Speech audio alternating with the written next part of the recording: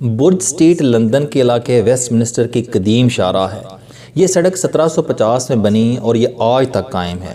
یہ سڑک برطانوی پارلیمنٹ اور کنٹری ہال کو آپس میں ملاتی ہے، لیکن اس سڑک کا پروفائل صرف یہاں تک محدود نہیں، بلکہ اس کا ایک اور کمال بھی ہے جس نے اسے رہتی دنیا تک امر کر دیا۔ اس سڑک پر دنیا کا پہلا زیبرا کراس بنا تھا، اور یہ وہ کراس تھا جس نے دنیا میں پیدل چلنے والے لوگوں کے حقوق کی بنیاد رکھی۔ برج سٹریٹ میں دنیا کا پہلا زیبرا کراس 1868 میں بنا۔ اس کا آئیڈیا ریلوے کے ایک انجینئر جان پیک نائٹ نے دیا تھا۔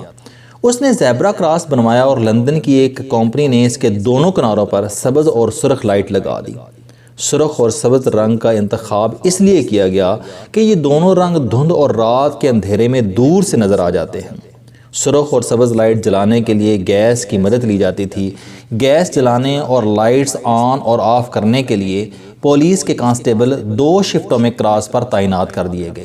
یہ کانسٹیبل آگے چل کر ٹریفک پولیس کا محکمہ بن گئے۔ یہ تجربہ کامیاب ہو گیا، مگر بدقسمتی سے 1869 میں ٹریفک سگنل کی گیس لیک کر گئی، پول کو آگ لگ گئی اور کانسٹیبل اس آگ کی زد میں آ گیا۔ اس حادثے کے نتیجے میں لندن میونسپل کمیٹی نے سگنل فوری طور پر بند کر دیا، اور یوں تاریخ کا پہلا باقاعدہ زیبرا کراس ختم ہو گیا۔ یہاں تک کہ 1911 عیسوی میں لندن کے ایک عام شخص نے ٹائم اخبار کو خط لکھا اور ایڈیٹر کو بتایا کہ لندن میں گاڑیوں میں اضافہ ہو گیا ہے، جس کی وجہ سے حادثے ہو رہے ہیں، اور ان حادثوں میں روزانہ درجنوں لوگ زخمی یا فوت ہو جاتے ہیں۔ اس مسئلے کا کوئی فوری اور مستقل حل ہونا چاہیے۔ ایڈیٹر کو یہ خط کلک کر گیا، اور یوں ٹائمز نے ٹریفک سگنلز اور زیبرا کراسنگ کو اپنا صحافتی فرض بنا لیا۔ حکومت میڈیا کے دباؤ میں آئی اور 1949 عیسوی میں لندن میں ایک بار پھر زیبرا کراسنگ شروع ہو گئی۔ لندن کی دیکھا دیکھی پوری دنیا میں زیبرا کراسنگ بنی، اور آج یہ سویلائزیشن کی ایک بڑی علامت ہے۔ مجھے برج سٹریٹ کا پہلا زیبرا کراسنگ دیکھنے کا شوق تھا، مگر ہر بار کوئی نہ کوئی مصروفیت آڑے آ جاتی تھی۔ لیکن اس سال میں پکا پروگرام بنا کر لندن پہنچا۔ ہم 14 جولائی کو لندن پہنچے اور 19 جولائی تک لندن میں رہے۔ میرے دوست میاں گلزار مجھے ایبے روڈ کے زیبرا کراسنگ پر لے گئے۔ ان کا خیال تھا کہ یہ دنیا کا پہلا زیبرا کراسنگ ہے۔ ان کا خیال ایک لحاظ سے ٹھیک بھی تھا، کیونکہ لندن آنے والے زیادہ تر لوگ اسی زیبرا کراسنگ پر کھڑے ہو کر تصویریں بناتے ہیں اور فٹ پاتھ کی باؤنڈری وال پر اپنا نام اور پیغام لکھتے ہیں، مگر یہ غلط ہے۔ دنیا کا پہلا زیبرا کراسنگ برج سٹریٹ ہی پر بنایا گیا۔ ایبے روڈ پر لارڈز کرکٹ گراؤنڈ کے قریب موجود سگنل کی مقبولیت کی وجہ دنیا کا مشہور بینڈ بیٹلز تھا۔ یہ بینڈ 1969 میں اس زیبرا کراسنگ سے گزرا تھا، اور اس نے اس کے بعد اپنے مشہور البم کا نام ایبے روڈ رکھ دیا۔ یہ زیبرا کراسنگ اس البم کی یادگار ہے۔ میوزک کے شیدائی شروع میں اس جگہ پر اس البم کی یاد منانے کے لیے آتے تھے، اور یوں یہ کراسنگ آہستہ آہستہ دنیا کا پہلا زیبرا کراسنگ مشہور ہو گیا۔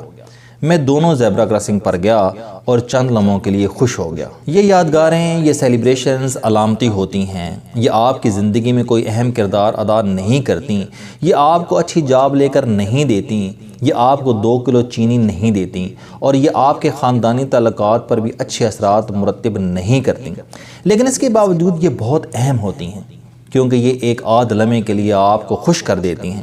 یہ آپ کو انسان کی اس تاریخ سے روشناس کرا دیتی ہیں جن پر ننگے پاؤں چل کر یہ آج کے جدید دور تک پہنچا، مگر ہم بدقسمتی سے ان چھوٹی چھوٹی خوشیوں سے محروم ہیں۔ ہم انہیں فضول اور وقت کا ضیاع سمجھتے ہیں۔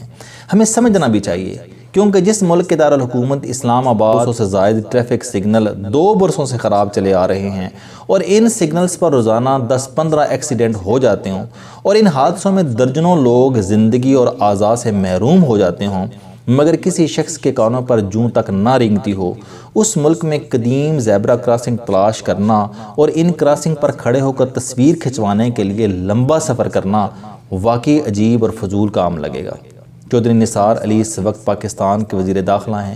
یہ اچھے اور بھلے انسان ہیں۔ میری ان سے درخواست ہے کہ یہ چیئرمین CDA، IG اسلام آباد اور SSP ٹریفک کو بلا کر ہدایت کریں، یہ لوگ اسلام آباد کے تمام ٹریفک سگنلز فوری طور پر ٹھیک کرا دیں۔ مجھے یقین ہے کہ چودھری صاحب کے ایک حکم پر جوہری ملک کے جوہری دارالحکومت کے سگنل درست ہو جائیں گے، اور یوں درجنوں بلکہ سینکڑوں لوگوں کی جانیں بچ جائیں گی۔ ہم اس ملک میں چھوٹی چھوٹی سیلیبریشنز کا بندوبست بھی کر سکتے ہیں۔ مثلاً آپ پارہ اسلام آباد کا قدیم ترین اور مشہور علاقہ ہے۔ اس علاقے کو آپ پارہ کیوں کہا جاتا ہے؟ یہ کہانی بذات خود بہت دلچسپ ہے۔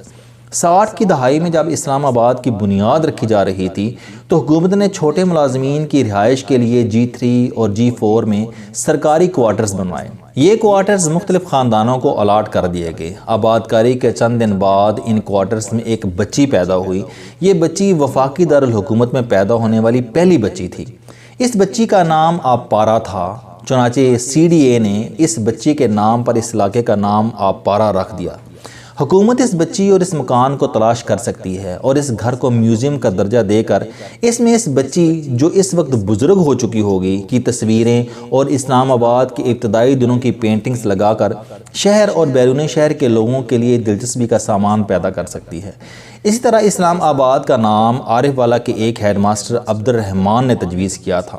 ہم اسلام آباد کی کوئی عمارت ان کے نام منسوب کر سکتے ہیں اور اس عمارت کو بھی اسلام آباد کی تاریخ اور ہیڈ ماسٹر عبد الرحمن کی تصویروں کی یادگار بنا سکتے ہیں۔ اسی طرح اسلام آباد میں مہاتما بدھ کے دور کا برگد درخت بھی موجود ہے۔ ہم اس درخت کو بھی سیاحت کا مرکز بنا سکتے ہیں۔ مارگرا روڈ پر F10 اور F11 کے درمیان این سڑک پر 400-500 سال پرانا درخت ہے۔ ہم اس درخت کو بھی تصویر کھنچوانے کا ذریعہ بنا سکتے ہیں۔ ہم اسی طرح کراچی کی ایمپریس روڈ، لاہور کے 300 سال پرانے حمام، انارکلی کے مقبرے، قطب الدین ایبک کے مزار، سر گنگا رام کی حویلی، بھنگیوں کی توپ سے وابستہ یادوں، ٹھٹھا میں محمد بن قاسم کی تعمیر کردہ مسجد، راجہ دہر کے قلعے، پشاور کے قصہ خانی بازار، ٹلہ جوگیاں اور راج کٹاس کو بھی سیاحت کا مرکز اور تصویریں بنانے کی جگہ بنا سکتے ہیں۔ گورے اگر دنیا کے پہلا زیبرا کراسنگ اور ابے روڈ کی ٹریفک سگنلز کو تفریح کا ذریعہ بنا سکتے ہیں تو ہم سیاحت کے ان عظیم خزانوں کو خوشی کا مرکز کیوں نہیں بنا سکتے؟ ہم بیرونی دنیا اور پاکستان کے متجسس لوگوں کی توجہ ان مقامات کی طرف مبذول کیوں نہیں کرا سکتے؟ اور اس کام کے لیے سرمایہ کاری بھی نہیں چاہیے، بس معمولی سی توجہ اور تھوڑی سی کوشش کی دیر ہے اور ہم اور ہمارے لوگ تھوڑی تھوڑی خوشیاں جمع کر لیں گے۔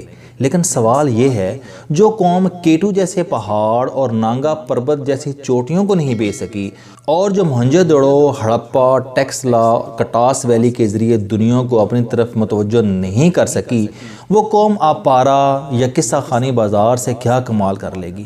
دنیا رابن ہوڈ اور ہیری پوٹر کے فرضی کرداروں کو بیچ رہی ہے۔ دیوار پر ایک چھوٹی سی بالکونی بنا کر اسے جولیٹ کے نام منسوب کر کے ہر سال 30 لاکھ سیاح اکٹھے کر لیتی ہے۔ کوپن ہیگن کے سمندر کے کنارے جل پری کے چھوٹے سے مجسمے کے گرد 50 لاکھ لوگ اکٹھے کر لیتی ہے۔